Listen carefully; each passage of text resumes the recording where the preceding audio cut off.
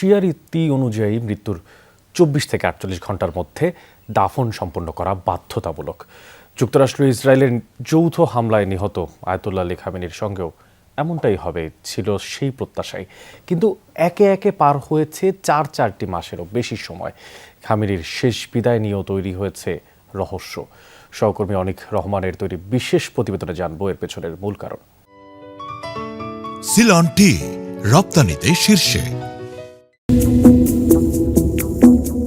২০২৬ সালের ২৮ ফেব্রুয়ারি তেহরানের কেন্দ্রস্থলে একটি ভূগর্ভস্থ বাংকারে নিখুঁত বিমান হামলা চালায় যুক্তরাষ্ট্র ও ইসরায়েল। ৫০টিরও বেশি যুদ্ধবিমান দিয়ে শতাধিক বোমা ফেলে লক্ষ্যবস্তুতে, যাতে ইরানের সর্বোচ্চ নেতা আয়াতুল্লাহ আলী খামেনি সহ তার পরিবারের বেশ কয়েকজন সদস্য প্রাণ হারান। প্রথম কয়েক ঘণ্টা রাষ্ট্রীয় গণমাধ্যমগুলো খবরটি অস্বীকার করে। দাবি করা হয় সম্পূর্ণ সুস্থ থেকে নিরাপদ স্থান থেকে দেশ পরিচালনা করছেন খামেনি। কিন্তু ১ মার্চ পরিস্থিতি বদলে যায়। রাষ্ট্রীয়ভাবে তার মৃত্যুর খবর নিশ্চিত করা হয়। একই সাথে ৪০ দিনের জাতীয় শোকও ঘোষণা করা হয়।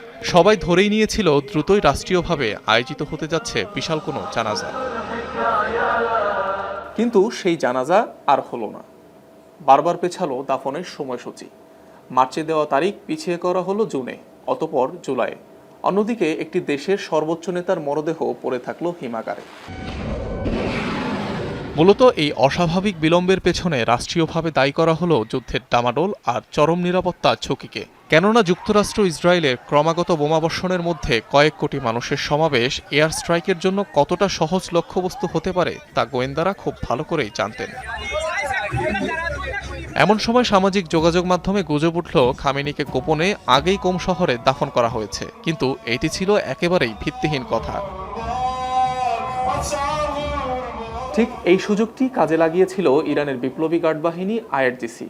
দাফনহীন এই সময়কে কাজে লাগিয়ে তারা নীরবে একটি সামরিক অভ্যুত্থান ঘটায়, যেখানে নামমাত্র নেতা হিসেবে রাখা হয় মোস্তাফা খামেনিকে।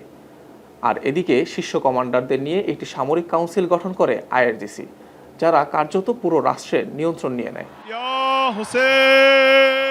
তবে শিয়া ইসলামে দেরিতে দাফন অত্যন্ত অস্বাভাবিক হলেও খামেনি প্রশাসন এই ঘটনার একটি ধর্মতাত্ত্বিক ব্যাখ্যা দাঁড় করায়। দাবি করা হয় চরম নিরাপত্তা ঝুঁকিতে বা প্রাণ বাঁচানোর তাগিদে দাফন পেছানো কিংবা মরদেহ হিমাগারে রাখা ইসলামী আইনে বৈধ। দীর্ঘ এই বিলম্বকে ইরানি জনগণের আবেগ একীভূত করতে কাজে লাগায় প্রশাসন। খামেনির মৃত্যুকে শিয়া ইমামদের শাহাদাতের সাথে তুলনা করে তারা। অবশেষে ৪ মাসের অপেক্ষা শেষ হলো। বহুল প্রতীক্ষিত আয়াতুল্লাহ খামেনির রাষ্ট্রীয় দাফন প্রক্রিয়া শুরু হয়েছে। দীর্ঘ এই বিলম্ব শুধুমাত্র একটি মরদেহ দাফনের গল্পের অপেক্ষা নয়, বরং চরম চাপের মুখে কিভাবে একটি রাষ্ট্র টিকে থাকে তারই প্রামাণ্য এক দলিল। আয়াতুল্লাহ আলী খামেনির দাফনের মধ্য দিয়ে হয়তো একটি গল্পের অবসান হবে, কিন্তু দীর্ঘ এই সময়ে ইরানের ক্ষমতার কেন্দ্র যে বদলে গেছে, মোস্তাফা খামেনি শক্তিশালী না হওয়া পর্যন্ত সেই ধারাবাহিকতায় হয়তো বহাল থাকবে। অনিক রহমান, যমুনা নিউজ।